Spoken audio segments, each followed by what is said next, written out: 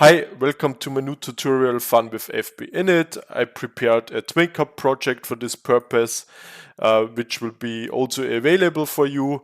And there is also some written guideline or tutorial guide where I provide theory regarding FB Init and similar things like call after init. And also I will, introduce the examples and what should be learned from them, basically your learnings that you get from each example. So let's have a look at the theory. First of all, I think it's very important to say that May is similar to constructor, but it's not a true constructor. So for people with a strong software background, this might be confusing a little bit. And also there are some important nuances to consider. So if you want to dig deep down, I think you have to look at the infosys and read through it as well. Nevertheless, I think our examples provide a lot of insight and cover a lot of edge cases and nuances already. Also, it's that there is an attribute call after init. You can flag a method inside of an FB with this attribute, so it will also be called before the first PLC cycle. So this is similar to FB init, but not the same as FB init. But I think it's also important to understand the initialization order, which can be quite confusing in CODESYS and TwinCAT, I would say, especially because it's really hard to get the right information from the infosys or CODESYS documentation. This is why I would also like to look into the initialization order to give you a feel about that as well, because it's very important to understand this behavior. So a lot of information can be found here in this link, and I think it's very important is that the variables are initialized from top to bottom inside of a GVL or a POU, and if you have several global variable list, the initialization order is not defined, then you would have to use this global init slot. This is a rabbit hole itself, I would say. So accordingly, in this tutorial, I have a focus on the order and the behavior when you have a main program, and there you instantiate a lot of function blocks. I would generally say that the description is very fragmented, so if you need special information, you really have to dig deep yourself, but the things that you have to know for 99% are probably covered here. So first, the standard initialization of each function block is performed. What is that? It's if you have your variables in your function block, these values get assigned. So if I have an int that I assign already a declaration, a value of 10, this will be performed here. And here will be the explicit internal values that will be initialized. After that, the FB init will be performed, and in the third position, there will be the external initial assignments. This is happening when you use var input with default values or properties and setters. I won't cover that here in detail because still the input comes from the outside here, so I think it complicates it even more. And the last thing that I will look here is the last thing that gets initialized in the startup routine is methods marked with this call after init attribute. As I already said, if you declare multiple instances within a POU, it's very important to note that it is initialized top to bottom. So if in the main I have an FBA and an FBB, first the FBA is initialized and then FBB, because FBA is the one starting from the top. Very important also, if you have nested function block, it's inner to outer order. So if the FBA would contain an FBC, then first the FBC is initialized before FBA completes its own initialization. Also, if we have a closer look in an FB, that for example this FB outer declares an integer, which gets a value of 3 assigned at initialization, and then an FB inner here. If the initialization starts, it will first assign the value of 3 to the integer, and then the initialization of FB inner will start. And once all the initializations are performed, the initialization of FB outer completes its own stuff, basically. And this is also important if you have derived function blocks. So if an FBB extends an FBA, then FBA then the FB init of FBA is called implicitly before the FB init of FBB. So it's also here inner to outer basically, or the most base function block is the first that will start and complete its initialization.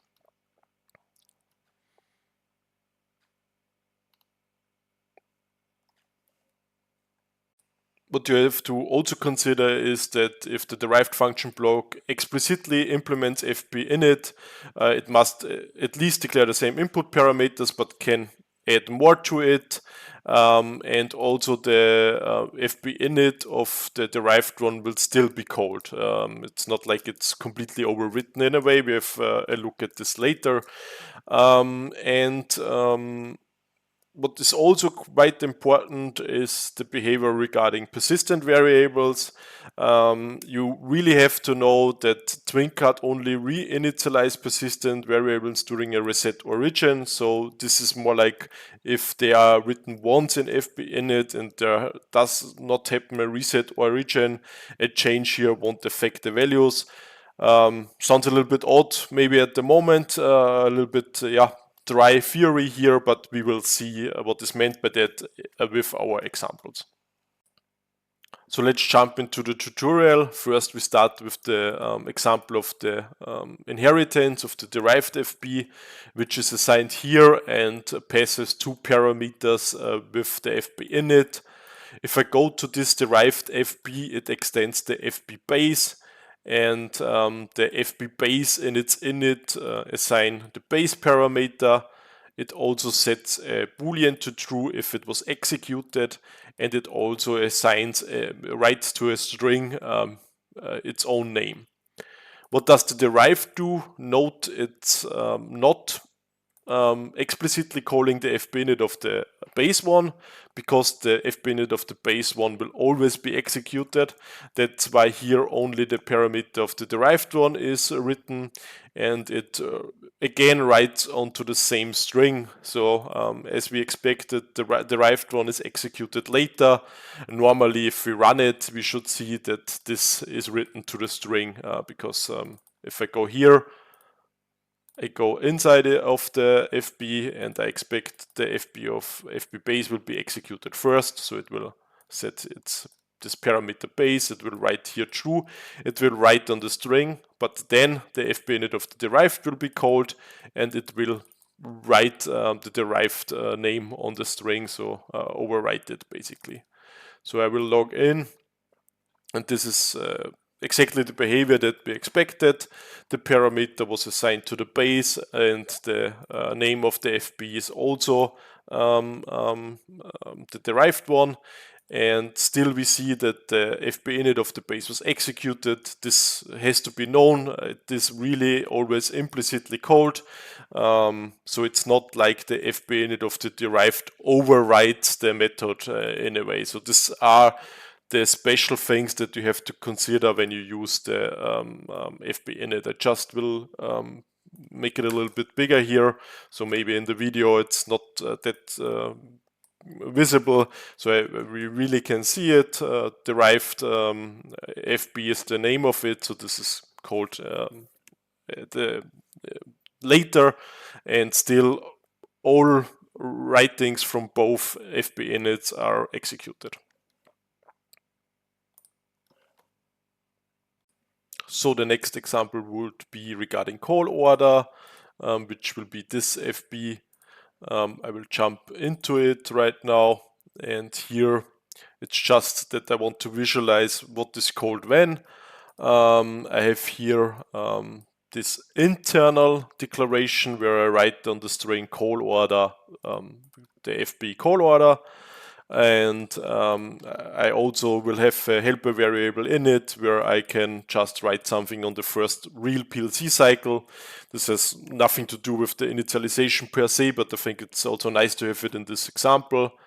Then I have the FB init where I just will add to the string FB init. And then I have a method call after init where I will again on the same string add a call after init. And last but not least, I will add to the string first call of body. So if we understand it right, I would expect here that this thing should be executed first. So the string should start with call order, FB call order. Then I would expect the FB init to write on it. So it should be FB call order and then FB init. After it should be saying that the M call after init was called. And the last thing in line would be the first call of the body. So if I would go into the thing now, then I see exactly this behavior. I have the call order, the FB call order. These are the internal declarations, then FB init, then call after init, and then the first call of the body. So this is exactly the behavior that we expected, and yeah, it's here visible that this should be the order. Also, if I go in here again, then I clearly in this body see that it's what we expected. So the first thing is the FB call order. It's here. The last thing in line should be the first PLC cycle. So first call of body is the last thing in the string, and obviously FB init should be before call after init. And again here we have written the call after. We have written the FB init. And in this method marked with call after init, we have written this thing to the string, so it's exactly what expected. So this is, I think, the second learning to really watch out regarding initialization order and to understand that behavior of TwinCAT and CODESYS. So let's jump to the next example. I called it order pitfall example because you can do a lot of things wrongly and end up with quite a mess here.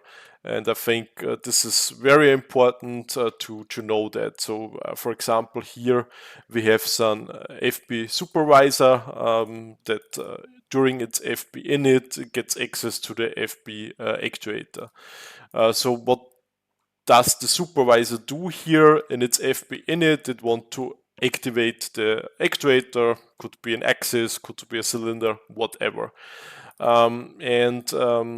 Here we just will check if it's activated, and the other thing that you see is the same thing, but in different order. So first the actuator is instantiated, and then the FB supervisor is instantiated.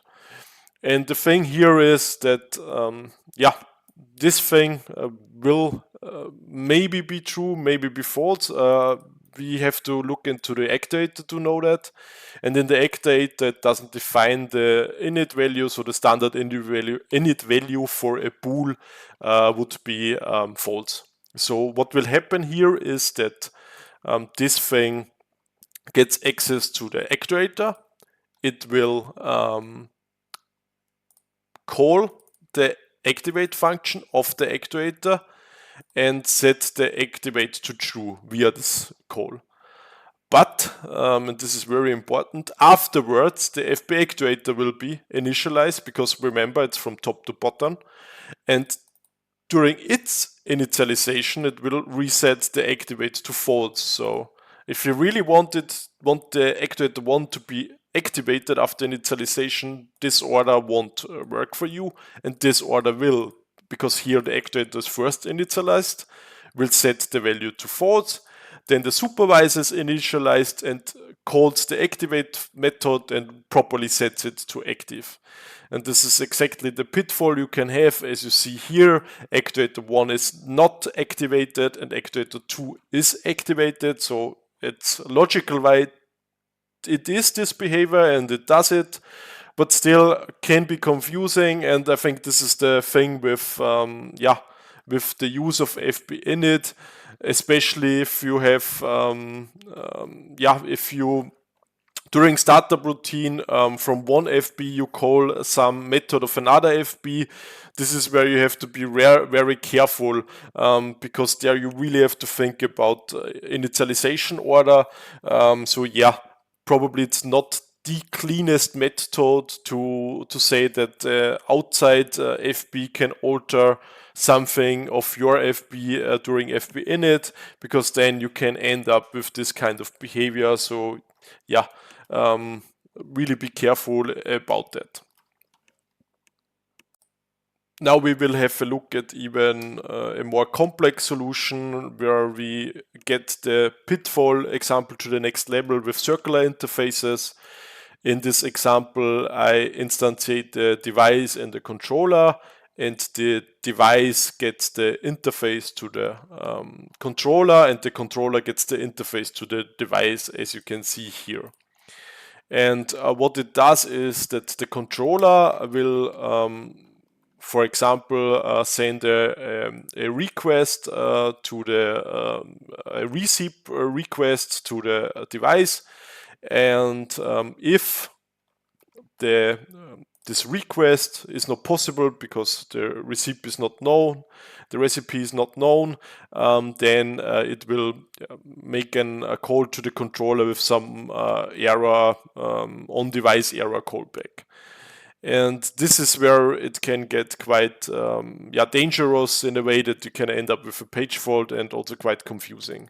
So in the first example that I have with this circular reference, I will do it in a way that first the device FB is executed. So if I look into the device FB, it just in the init gets the interface to the controller, and then the controller FB will be called, and it will be called in a way that it will request the recipe, and it will be in a way that it will make an error and then again calls a method from the controller. So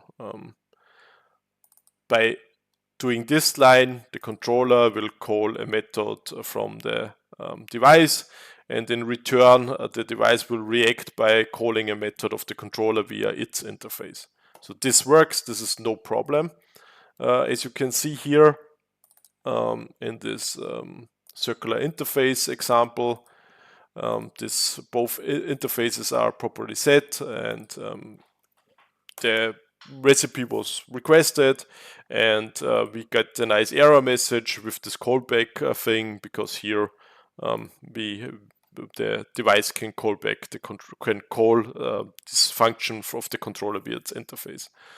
Now I will make deliberately a page fall by just doing this thing. What will happen here? It's quite easy. The controller is now at the top of the line, so this FB init will be performed first, and it will again call this request recipe function, which will work, and this call will not make a page fall, but we will get in this branch of the program, and the controller and the device will try to call the controller via this thing. Of course, we could ask here if the interface is unequal to 0, but yeah, I would deliberately want to make the page fault here, because at the end of the day, still, even if I avoid the page fault, the logic would still not work in this order of initialization. So here the big problem is just that this FB init was not executed yet, so FB device not has the interface yet. This is the big problem here. The interface is not assigned yet, because first this FB is executed, and this FB already triggers this cascade of bad behavior, where in the end an interface will be used that still is not assigned. And so I try to activate that now.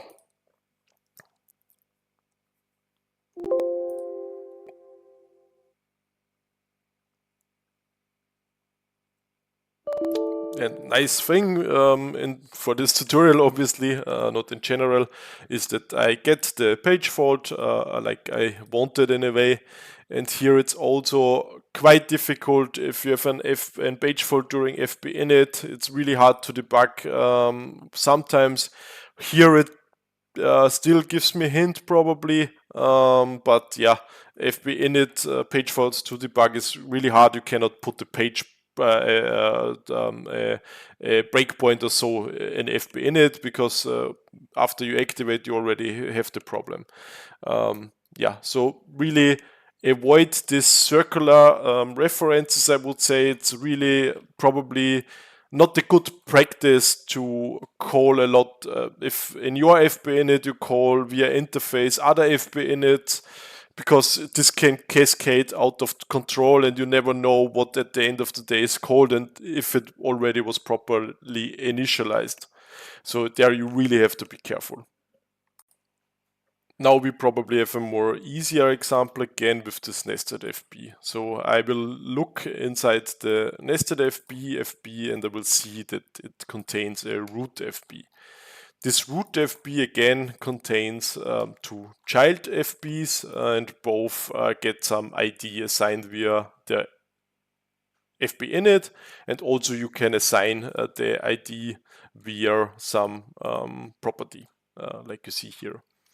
And we again have to think about the initialization order. So first this is assigned, then this, then this, then this, and then the nested FB is assigned.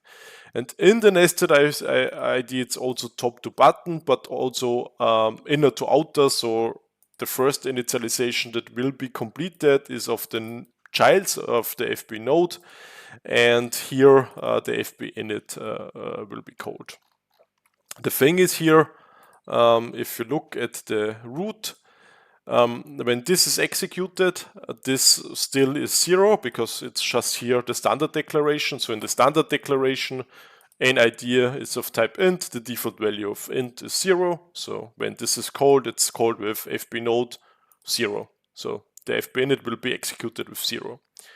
And then later the FB init of the root will be called where the ID is assigned. So here I get it from the outside. I set my own ID of the root, and here I just pass it to the left child, but not to the right child. And here it is both left and right. Here will be assigned with 0. And in the FB init, I explicitly set the left child to the ID again, but not the right child. So what I would expect is that more or less the right child is not set right and still has the value of 0, while the left child is assigned right. And this is exactly the case here. The root ID has the 42. The left child was also assigned with 42, but not the right child, because here again, the order is very important. It's from top to bottom and from inner to outer. And therefore, you really, if you cannot just pass via FB init attribute from the outer FB to the most inner FB by just declaration. With declaration, I mean basically this line. You cannot pass there. You really explicitly have to write during your own FB init then as well from the most outer to the most inner. Now we have a look at the last example of this tutorial, the persistent one. I again use a variable call order as a string, and I use a counter, both persistent. I write the name of the function block to this variable. In the FB init, I add the FB init to the string, and I increase the counter. And then the call after init, I do the same, add call after init to the string, and again increase the counter.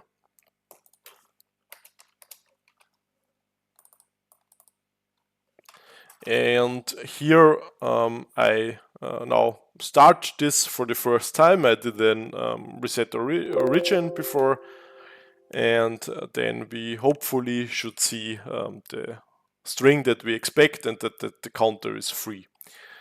So the count is free, the string is like we said, FB, the name of the FB init, and call after init. If I now activate again, you should not expect that the counter gets increased again, because this is very important. The persistent variables have already been written once after the cold reset, the reset origin, so they will stay the same. So as you see here, nothing gets added, nothing gets increased. So it's also, for example, for whatever reason now, I think this is a bad name, and I name this my test, and I activate again, then this will not work properly. So it will stay how it was. We will see it in a second. So I will log in again, and as you see, it's still the same name. So whatever you change now, these are set. The only thing you can do now is I make a reset origin,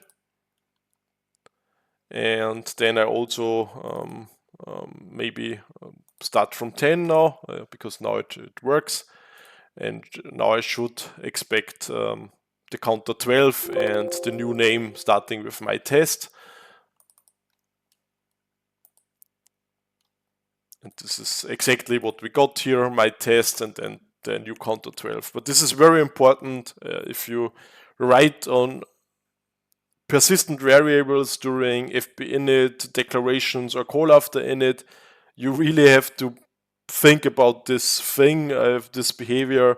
Basically, it writes once, and then the next time it writes a new value after you make a reset origin.